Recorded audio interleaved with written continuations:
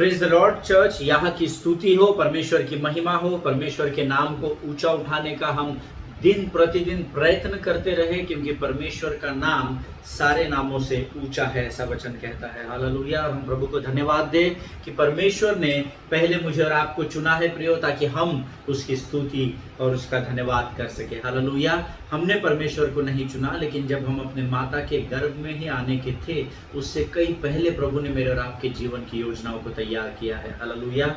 हम प्रभु को धन्यवाद दें कि परमेश्वर लगातार वचनों के द्वारा हमसे बात कर रहा है। आज के दिन में इस दूसरे सेशन में फिर मैं एक बार यीशु नासरी के नाम से आप सबों का स्वागत करता हूं।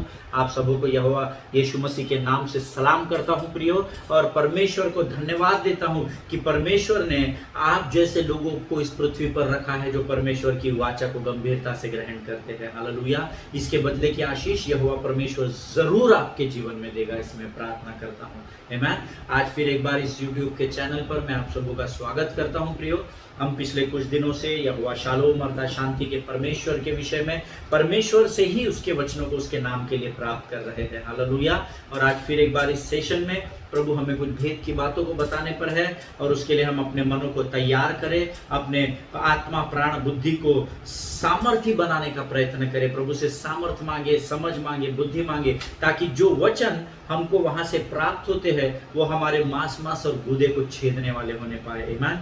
जब हम परमेश्वर के सेवकों द्वारा, जब हम परमेश्वर के वचनों द्वारा जब हम अध्ययन करते हैं, वचनों को सुनते हैं, तो मानो ये इतना ही होता है कि हम सीधे परमेश्वर से उन बातों को सुन रहे हैं। हालेलुया। क्योंकि परमेश्वर के जो सेवक होते हैं, हमारे जो पासबान, हमारे अगुवे जो होते हैं, वो परमेश्वर ने नियुक्त किए हुए अधिकारी हैं। हालेलुया।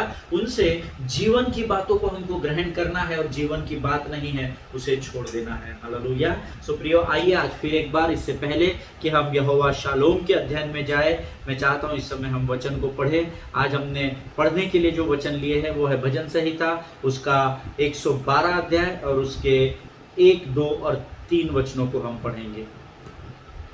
Psalms 112 versus 1 to 3। आमीन। हम सब मिलकर पढ़ेंगे। मेरा विश्वास है पवित्र शास्त्र आपके पास है, उसको निकालेंगे, हम पढ़ेंगे।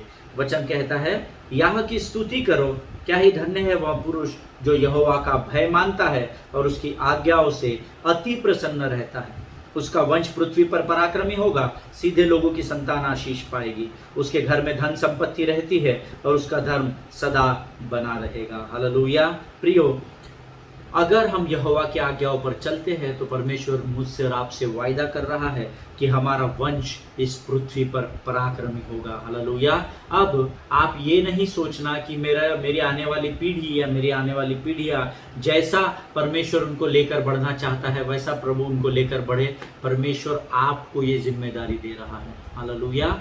उनके साथ क्या होगा वो परमेश्वर जानता है, पर प्रभु आज आपके इस पृथ्वी पर रहते हुए आपके लिए, आपके पीढ़ियों के लिए, आपके बच्चों के लिए, उनके बच्चों के लिए, अगर आज आप उम्र में बड़े हैं तो आपके ग्रैंड चिल्ड्रंस होंगे, उनके लिए परमेश्वर आपको ये बात बता रहा है। उनके लिए नहीं है, आपकी पीढ़ी के लिए ये बात नहीं है। वचन कहता है, क्या ही धन्य है वह पुरुष अर्थात आप जो यहोवा का भय मानते हैं और उसकी आज्ञाओं से अति प्रसन्न रहते हैं। जो उसका भय मानेंगे, जो उसकी आज्ञाओं में बने रहेंगे, वचन कहता है उनका वंश पृथ्वी पर पराक्रमी होगा। हालेलुया। और सीधे लोगों की संतान आशीष पाएगी। अब ये सीधे लोग कौन होते हैं?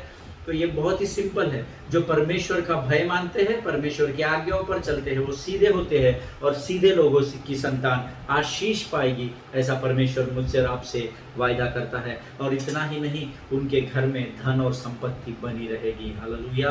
प्रभु इन बातों को समझने के लिए आपको आशीष दे। आइए इस समय हम अपने अध्ययन की ओर फिर एक बार बढ़ेंगे, और इस सेशन में हम अपने आप को पूर्ण रीति से फिर एक बार परमेश्वर को समर्पित करेंगे। आइए हम सब मिलकर दुआ करें।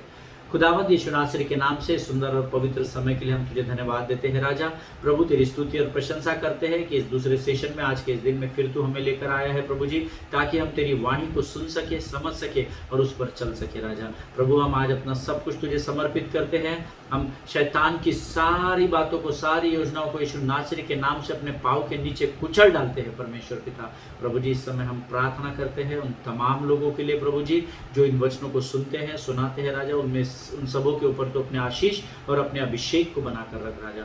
प्रभु आगे के संपूर्ण समय को तुझे सौंपते हैं, यीशु नासरी के लहू में अपने आप को सुरक्षित करते हैं और इस विनती को धन्यवाद के साथ यीशु नासरी के नाम से मांगते हैं। सुन और बड़ी दया से ग्रहण कर, आमीन। हालेलुया। प्रियो, हमने इसके पहले के सेशन में जब हमने वचनों को सुना तो मैंने आपको बताया कि कैसे न्यायियों की पुस्तक उसका 6वां अध्याय उसके 1 से लेकर 24 वचनों का हमने अध्ययन किया। और अब जो अध्ययन हम कर रहे हैं, हम फिलहाल न्यायियों की पुस्तक उसके 7वें अध्याय का हम लोग मनन कर रहे हैं। और मैंने आपको बताया कि कल इसके पहले के सेशन में हमने सीखा था कि कैसे इजरायली भी जो मिद्यानियों की गुलामी में थे, इजरायली भी नंबर्स में कम नहीं थे, 32,000 लोग थे जो लड़ाई लड़ सकते थे, ऐसा वचन बताता है जो हमने इसके पहले के सेशन में अध्ययन किया है मैं। लेकिन परमेश्वर की योजना मनुष्य की योजनाओं से बहुत ऊपर होती है। Hallelujah. That is what I told you in the first session, that quality is always better than quantity. Hallelujah. आपके पास 200 मूर्ख लोग होने से अच्छा है कि आप 5 बुद्धिमानों के साथ व्यवहार करें। इसका अर्थ ये नहीं है कि आप मूर्खों को छोड़ दें, लेकिन जब आपको सटीक निर्णय अपने जीवनों में, अपनी सेवकाई में, अपने परिवार में, अपने जॉब में, अपने बिजनेस में लेने की जरूरत पड़ती है तो बुद्धिमानों के संग बैठिए। हालेलुया।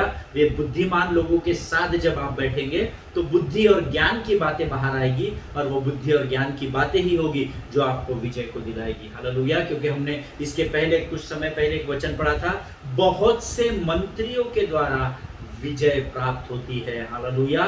सो यहाँ पर परमेश्वर ने उन 32,000 लोगों को गिदोन को लड़ाई करने के लिए नहीं कहा, उसने कहा उसमें से 300 लोगों को तू छांट ले। हालेलुया। 3200 में से 22 निकल गए, फिर 10 बच गए थे। आपको मैंने होमवर्क भी दिया था, मुझे पता नहीं आपने पढ़ा या नहीं पढ़ा। 7वां अध्याय आप पढ़ना, 1 से 7 वचन, और उसके आगे भी आप एक्चुअली आपने इस पूरे यहोवा शालोम को अगर आपको समझना है तो आप न्यायियों 6 और न्यायियों 7 पूरा पढ़िए, तब आपको एक्चुअल पता चलेगा कि यहोवा शालोम कितना महान परमेश्वर है। हालेलुया। पर क्योंकि हम यहाँ अध्ययन कर रहे हैं इसलिए मैंने आपको बताया था कि यहाँ पर इजरायली जो गुलामी में थे वो 32,000 थे तकरीबन लड़ाई करने वाले लोग, लेकिन परमेश्वर ने 32,000 में से 22,000 को पहले ही बाहर कर दिया। 22,000 बाहर होने के बाद कितने बच गए? 10,000। 10,000 में से परमेश्वर ने सिर्फ 300 लोगों को चुना और गिदोन को दिया और कहा तू इन 300 लोगों के साथ जाकर तू उनसे लड़ाई लड़ और उन पर तू विजय प्राप्त करेगा। हालेलुया। प्रियो, आगे वचन बताता है कि गिदोन अपने सेवक फूरा को लेकर चुपके से स्पाई करने के लिए, अर्थात चुपके से उनके ऊपर निगरानी रखने के लिए मिद्यानी लोगों के मध्य में चला गया। हालेलुया। अकेला नहीं गया। परमेश्वर ने कहा था कि तू अपने सेवक फूरा को लेकर जाना। कभी फूरा के विषय में हम सीखेंगे, एक सब्जेक्ट तो एक दिन का वचन तो हम इसके ऊपर सीख ही सकते हैं फूरा के ऊपर। और फूरा कितना सामर्थ्य था और कितना विश्वास योग्य था उसके विषय में हम कभी सीखेंगे। लेकिन इस समय वचन बताता है कि गिदोन चुपके से अपने भेष बदलकर या जैसे भी जिस भी प्रकार से गया होगा, चुपके से वहां पर निगरानी करने के लिए, उन लोगों के भेदों को समझने के लिए वहां पर उनकी छावनी में गया, ऐसा वचन बताता है। आमीन। और न्यायियों की किताब उसका 7वां अध्याय उसका 11 वचन हम सब निकालेंगे। द बुक ऑफ न्यायियों की पुस्तक उसका 7वां अध्याय और उसका 11वां वचन। आप सब लोग जब ये वचन पढ़ेंगे, द बुक ऑफ जजेस चैप्टर 7 एंड वर्स 11 सेज कि वे क्या कह रहे हैं, उसके बाद उस छावनी पर चढ़ाई करने का तुझे साहस होगा। आमीन। प्रभु इन पढ़े हुए वचनों पर हमको आशीष दे। परमेश्वर ने उन्हें कहा कि तुझे अगर डर रहा है तो अभी भी 300 लोगों को लेकर उन पर चढ़ाई करने के लिए, तो तू चुपके से उनकी छावनी में जा और वे क्या कह रहे हैं ये सुन, और जब तू सुनेगा उसके बाद तुझे उस छावनी पर चढ़ाई करने का साहस आ जाएगा। आज परमेश्वर आपको और मुझे इस वचन के द्वारा बता रहा है कि परमेश्वर के अगुवे, परमेश्वर का वचन तुझे क्या बता रहा है ये तू सुन, और सुनने के बाद तुझे में विश्वास आएगा और विश्वास तेरे जीवन में साहस को लेकर आएगा, और तब तू अपने शत्रुओं पर चढ़ाई करके विजय को प्राप्त करेगा। हालेलुया। आज मैं आपके जीवन के शत्रुओं को नहीं जानता, परंतु हम कई बार ये वचन सुन चुके हैं, विश्वास सुनने से आता है और सुनना मसीह के वचन से ही आता है। हालेलुया। और जब आपके अंदर विश्वास आता है, विश्वास साहस को या सामर्थ को लेकर आता है। ऐसा मैं नहीं कहता, ऐसा परमेश्वर का वचन गिदौन को सिखा रहा है। और क्योंकि परमेश्वर का वचन ताया हुआ है, वो कभी बदलता नहीं है, इसलिए परमेश्वर ने गिदौन से जो कहा वही आज इस वचन के द्वारा परमेश्वर आपसे और मुझसे कह रहा है कि वे क्या कह रहे हैं, अर्थात परमेश्वर का वचन क्या कह रहा है वो सुन, उसके बाद उस छावनी पर चढ़ाई करने का साहस होगा। परमेश्वर आपको बता रहा है कि परमेश्वर का वचन क्या कहता है, ये सुन, उसके बाद तेरी परिस्थिति पर, तेरे मिद्यानी पर तुझे चढ़ाई करने का साहस प्राप्त होगा। हालेलुया। जिनके सुनने के कान हो वो सुन ले। और वचन आगे बताता है, इसके बाद जब गिदौन और फूरा छावनी में जब गए मिद्यानियों के, तो उन्होंने कुछ सुना। उन्होंने क्या सुना ये हम अभी पढ़ेंगे। न्यायियों की पुस्तक उसका 7वां अध्याय और उसका 14 वचन हम पढ़ेंगे। न्यायियों की पुस्तक उसका 7वां अध्याय उसका 14 वचन। द बुक ऑफ जजेस चैप्टर 7 एंड वर्स 14 सेज, उसके संगी ने उत्तर दिया, यह योआश का पुत्र गिदौन नामक एक इजरायली पुरुष की तलवार को छोड़ कुछ नहीं है। उसी के हाथ में परमेश्वर ने मिद्यान को सारी छावनी समेत कर दिया है। हालेलुया।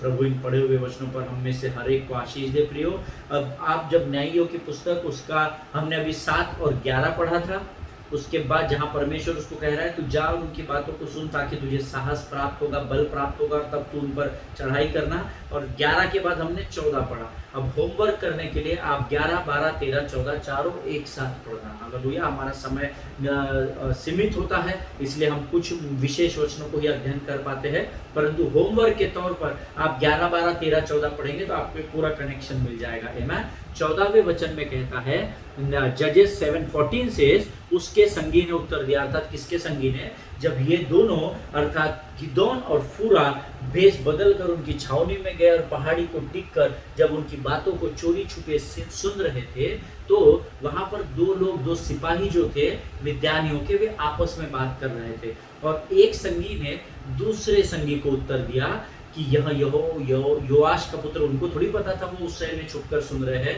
वो उसने कहा कि मैंने स्वप्न देखा जिसमें मैंने ये देखा कि योआश का पुत्र गिदौन नामक एक इजरायली पुरुष तलवार को छोड़ और कुछ नहीं है, उसी के हाथ में अर्थात गिदौन के हाथ में परमेश्वर ने मिद्यान को सारी छावनी समेत कर दिया है। हालेलुया। आमीन।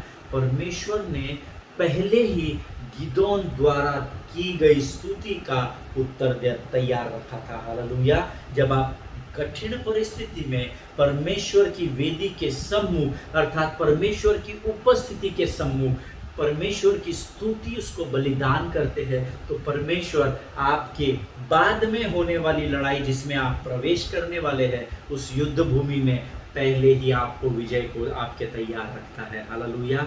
आमीन। मेरा विश्वास है जो मैं आपको बता रहा हूँ वो आप समझ रहे हैं। अगर आज आप इस युद्ध भूमि में जाकर लड़ाई लड़ने वाले हैं, तो शारीरिक तैयारी करने से अच्छा है आप आत्मिक तैयारी को करें। हालेलुया। आत्मिक तैयारी अर्थात आप प्रभु को धन्यवाद दें, उसकी स्तुति करें, उसको आराधना करें, उससे प्रार्थना करें, ताकि जब आप युद्ध की भूमि में जाए तो परमेश्वर यहाँ संपूर्ण योजना को आपके विजय के लिए पहले ही तैयार कर रख छोड़ रखे। हालेलुया। प्रियो, हमेशा याद रखें, परिस्थिति को देखकर प्रभु की स्तुति और आराधना कभी मत करें। आमीन। परिस्थिति पर विजय पाने के लिए परमेश्वर की स्तुति और आराधना करें। हालेलुया। चाहे परिस्थिति कितनी भी गंभीर क्यों ना हो, परमेश्वर आपको वहां से आजाद करेगा और विजय को देगा। हालेलुया। आज आपके जीवन में मिद्यान के रूप में छावनी बनाकर शायद आपका कर्जा होगा, शायद आपकी बीमारी होगी, शायद आपके रिश्ते होंगे, शायद आपके शत्रु आपके विरोध में और आपको फंसाने के लिए यहाँ जाल बिछाकर तैयार होंगे, पर आप यहाँ जाकर उनसे लड़ाई करने से अच्छा है परमेश्वर के सम्मुख जाकर प्रभु की स्तुति और आराधना करना आरंभ करें। आमीन।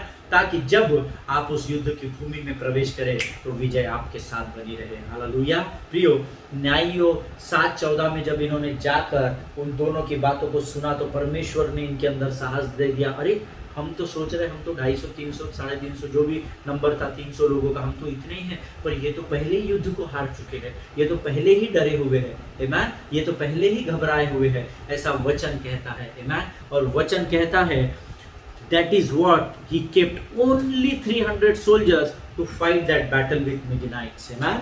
उसीलिए परमेश्वर ने केवल 300 ही लोगों को छांट कर अलग करने के लिए गिदोन को कहा था। जब मैंने प्रार्थना में होकर, आत्मा में होकर प्रभु से पूछा कि प्रभु 300 ही लोग क्यों, 32,000 क्यों नहीं, 22,000 क्यों नहीं, चल 22,000 निकल गए तो 10,000 लोगों ने क्यों नहीं हमला किया, क्यों 5,000 नहीं, क्यों 500 नहीं, क्यों 1% से भी ज्यादा, तो 1% से भी कम लोगों को तूने यहाँ पर रखा। तो यहोवा परमेश्वर ने मुझे उत्तर दिया, अमित उसका कारण यह है कि युद्ध गिदोन का था ही नहीं, युद्ध तो मैं मिद्यानियों के साथ लड़ रहा था। हालेलुया। आज चाहे आपके साथ कोई व्यक्ति खड़ा हो चाहे न हो, चाहे आपको कोई सांत्वना देने वाला हो चाहे न हो, चाहे कोई आपको उत्साहित करने वाला हो या न हो, परंतु जब आप आपकी विद्यानी परिस्थिति में परमेश्वर की स्तुति और आराधना आत्मा और सच्चाई से करेंगे तो सारे संसार को छोड़ दीजिए, परमेश्वर स्वयं लड़ाई लड़ने के लिए उस युद्ध में आपके साथ खड़ा रहेगा। हालेलुया। प्रभु ने मुझसे कहा कि अगर मैं उस 22,000 या 10,000 या 5,000 लोगों को भी खड़ा करता तो शायद वे कमजोर अगर पड़ जाते तो क्या होता है, हमारे साथ 10 लोग हैं और अगर 8 लोग कमजोर होंगे ना तो हमारे लिए युद्ध को लड़ना बहुत डिफिकल्ट हो जाता है। हालेलुया। इसीलिए परमेश्वर ने उन 300 लोगों को ही छाटा होगा, ये मेरा मानना है, जो मन से भी मजबूत होंगे, तन से भी मजबूत होंगे और आत्मा में भी सामर्थ्य से भरे हुए होंगे। वो खातरी से वो 300 लोग प्रियो यहोवा का भय मानने वाले होंगे। हालेलुया। आज हमको ऐसे ही लोगों को साथ में रखने की जरूरत है। इसीलिए मैंने आपको कहा 100 मूर्खों से 5 बुद्धिमानों को लेकर आगे बढ़ना आपकी सेवकाई को आपको ऊंचाई पर लेकर जाएगा। हालेलुया। आमीन। प्रियो, जब मैं इस विषय पर गहराई में अध्ययन करने लगा तो एक बहुत ही कॉमन प्रश्न मेरे जहन में आया, that how do I get to know that God is there in that situation with me? प्रभु मुझे कैसा पता चलेगा? तूने गिदोन को तो बराबर बोल दिया कि तू फूरा को लेकर जा और वहां सुन वो क्या कह रहे हैं, तू जब सुनेगा तो तेरे को पता चलेगा ये तेरे से पहले से ही डरे हुए हैं। But when I am in that midnight situation, अगर मैं आज किसी परिस्थिति में जकड़ा गया या चपेट में फंसा हुआ हूँ जिससे मुझे आजादी की जरूरत है, तो how do I come to know, और हाउ डू आई कैसे, किस प्रकार से मैं इस बात पर विश्वास योग्य बना रहूं कि उस परिस्थिति में कोई भले ही मनुष्य मेरे साथ न हो परंतु तू मेरे साथ बना हुआ है। आमीन। और जब मैं इस बात को पवित्र शास्त्र में खोजने लगा तो प्रभु ने एक वचन पर मेरा ध्यान केंद्रित किया जिसको हम पढ़ेंगे, रोमियो की पत्री उसका 8वां अध्याय उसके 5, 6 और 7 वचनों को हम पढ़ेंगे। The book of Romans chapter 8 and versus 5, 6 and 7 हम पढ़ेंगे। सब पवित्र शास्त्र में निकालेंगे, सिर्फ मैं पढ़ रहा हूं इसलिए सुनिए मत, आप खुद पढ़िए और खुद की आवाज से खुद सुनिए। आमीन।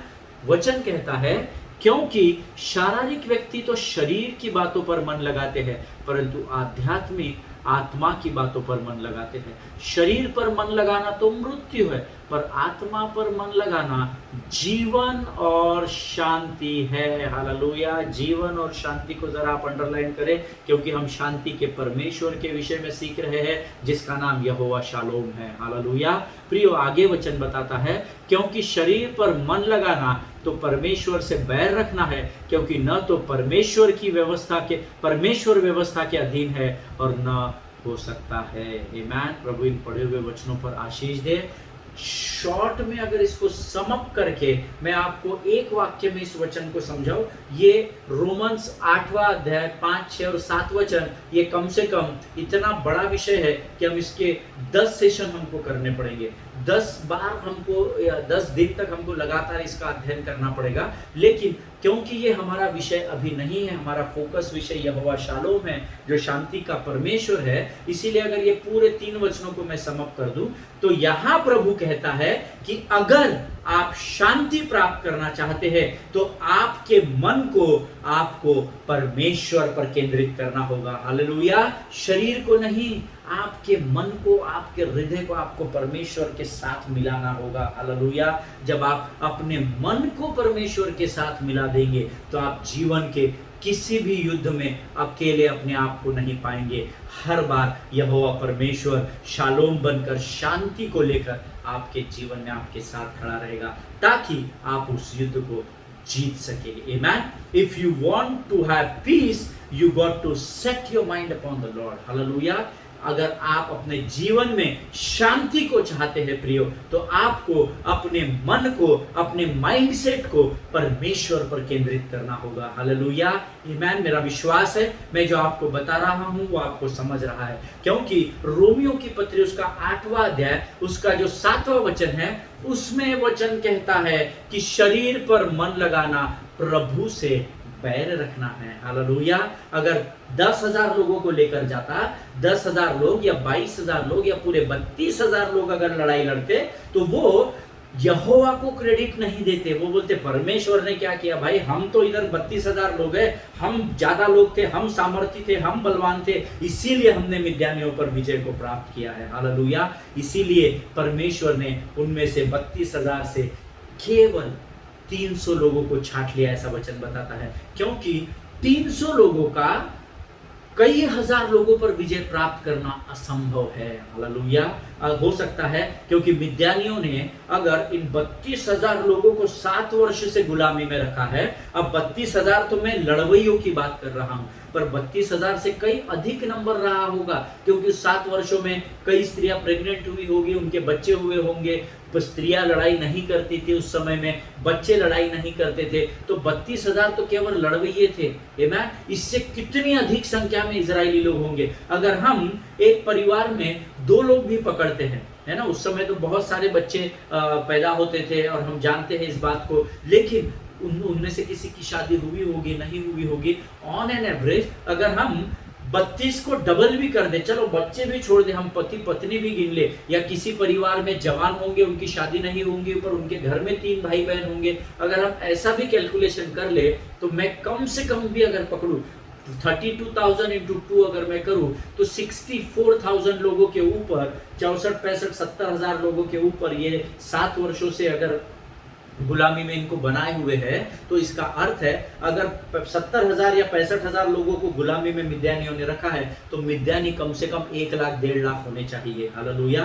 अगर मिद्यानी 500 रहते तो ये 64-65,000 लोग तो इनको कभी का खत्म कर देते, अर्थात मिद्यानियों की संख्या तो और अधिक होगी, डबल होगी। आमेन। परंतु वचन कहता है इन सारे लाख 1.5 लाख लोगों के ऊपर जो हमारा अप्रोक्सीमेट नंबर है, केवल 300 लोगों ने विजय को प्राप्त किया। आमेन। अगर ये 32,000 लोग अगर इकट्ठा प्रभु भेज देता तो ये परमेश्वर को भूल जाते, परमेश्वर की महिमा को, परमेश्वर के अनुग्रह को ये भूल जाते हैं। हालेलुया। कई बार आज आप जिस परिस्थिति में है, लोग आपकी सहायता नहीं कर रहे हैं, आप जिनके भी पास जा रहे हैं वो आपको इस्तेमाल करने की कोशिश करेगा, वो व्यक्ति, वो भाई, वो बहन आपको शायद एक्सप्लॉइट करने की कोशिश करेगा, वो आपके साथ शायद सौदा करेगा, और आप नहीं चाहते कि आप कुछ भी उस व्यक्ति के साथ सरेंडर करने की पोजीशन में, समर्पण करने की पोजीशन में हो। मैं आपको आज उत्साहित करना चाहता हूं कि अपने ध्यान को मनुष्य से उठाकर परमेश्वर पर केंद्रित करें, क्योंकि वचन कह रहा है कि शरीर पर मन लगाना परमेश्वर से बैर रखना होता है। हालेलुया। जिनके सुनने के कान हो वो समझ ले कि प्रभु क्या बताना चाहता है। आज आप जीवन की किसी भी मिद्यानी परिस्थिति में हो, किसी भी परिस्थिति ने आपको जकड़ लिया हो, चाहे आज लोग आपका फायदा उठाने की कोशिश कर रहे हो, परंतु मैं आपको बताना चाहता हूं प्रियो कि आप बुद्धिमानों की संगति में बने रहे, और शरीर पर मन लगाने से अच्छा है आप अपने मन को परमेश्वर पर केंद्रित करें। Hallelujah. If you want to have peace in your life, then you have to set your mind upon the Lord. Hallelujah. अगर आप अपने जीवन में शांति चाहते हो तो अपने मन को आप परमेश्वर पर लगाइए। Hallelujah. See, the mind set on the flesh will bring death. That is what the word of God says in English. And we all know that death is nothing but the separation from the Lord. Hallelujah. हम इसके पहले सीख चुके हैं ये कि मृत्यु और कुछ नहीं है। मृत्यु होना अर्थात तुम्हारा परमेश्वर से अलगाव होना, परमेश्वर से अलग हो जाना। हम आदम के बारे में सीख चुके हैं कि परमेश्वर ने उससे कहा था कि तू इस फल को खाएगा तो तू मृत्यु को प्राप्त करेगा। शरीर में तो आदम 930 वर्ष तक जीवित रहा, परंतु जैसे ही उसने पाप किया वो परमेश्वर से दूर हो गया। इसका अर्थ है कि मृत्यु और कुछ नहीं है। Death is nothing but the separation from the Lord. Hallelujah. जो सुन रहे हैं वो सचेत हो जाए, प्रभु की संगति में बने रहे। किसी भी मिद्यानी परिस्थिति में, गुलामी में आप आज क्यों ना हो, परंतु प्रभु उस परिस्थिति में अगर आपके साथ है, यहोवा शालोम अगर उस परिस्थिति में आपके साथ है, यहोवा जायरा आपके साथ, यहोवा यीरे, यहोवा राफा अगर उस परिस्थिति में आपके साथ है, तो आपको कोई भी कमी घटी इस पृथ्वी पर नहीं होगी। हालेलुया, आमीन। देखिए, अगर आपका माइंडसेट संसार के अनुसार है तो रोमियो 8:5-6-7 कहता है आप वैसा ही कार्य करेंगे जो संसार में अर्थात पृथ्वी में होता है। हालेलुया। जिसके द्वारा आप शांति को प्राप्त नहीं कर पाएंगे। आमीन। टेम्पररी शांति आप पैसे से खरीद सकते हैं, नशा खरीद सकते हैं, अय्याशी कर सकते हैं, व्यभिचार कर सकते हैं, है ना, लुचपन कर सकते हैं, लीला क्रीड़ा कर सकते हैं। ये सब टेम्पररी कर सकते हैं आप, पर जब वापस आप इससे बाहर आएंगे तो आप अशांति पाए जाएंगे। प्रियो, अगर आज आप परमेश्वर शालोम को प्राप्त करना चाहते हैं तो परमेश्वर की स्तुति और आराधना करें और विश्वास करें मेरी बात का कि परमेश्वर आपको शांति से भर देगा। हालेलुया। प्रियो, जब आप परमेश्वर के वचन के अनुसार या आत्मिक रीति से सोचकर कार्य करते हो तब परमेश्वर की उपस्थिति आपके जीवन में उतर आती है। Hallelujah. And God's presence brings light and peace into your lives. Hallelujah. और परमेश्वर की उपस्थिति आपके जीवन में ज्योति और शांति को लेकर आती है। हालेलुया। अब ये ज्योति और शांति हमारे दोस्तों के नाम नहीं है, हमारे घर में काम करने वाले लोगों के नाम नहीं है, हमारे भाई बहनों के नाम नहीं है। ये परमेश्वर की स्वर्ग से उंडेली जाने वाली ज्योति है और परमेश्वर की शांति है, ऐसा वचन कहता है। हालेलुया। प्रियो, हमेशा याद रखिए, अगर परमेश्वर आपके साथ है तो सब कुछ आपके साथ है। जहां तू होता है वहां शांति होती है, जहां तू होता है वहां मुक्ति होती है, जहां तू होता है वहां शक्ति होती है, जहां तू होता है वहां रिहाई होती है, और जहां तू होता है वहां स्वर्ग होता है। हालेलुया। प्रभु इन वचनों के द्वारा आपको बहुत ऐसे आशीष दे। प्रियो, if you want God's presence you must have His mindset to receive it. Hallelujah. अगर आप प्रभु की उपस्थिति को चाहते हो तो प्रभु के अनुसार सोचना शुरू करो। अब परमेश्वर के अनुसार सोचना अर्थात परमेश्वर के वचन के अनुसार सोचना। हालेलुया।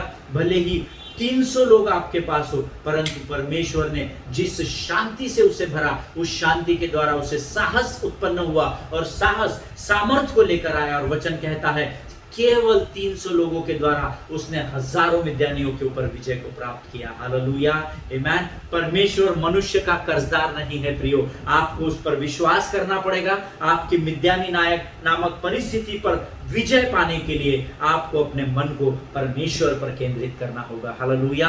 प्रभु इन वचनों के द्वारा आपको बहुत आयत की समझ, बुद्धि और ज्ञान से भरे ऐसी मैं प्रार्थना करता हूँ। आइए इस समय हम अपनी आंखों को बंद करेंगे और हम प्रार्थना करेंगे। आइए हम सब मिलकर दुआ करें।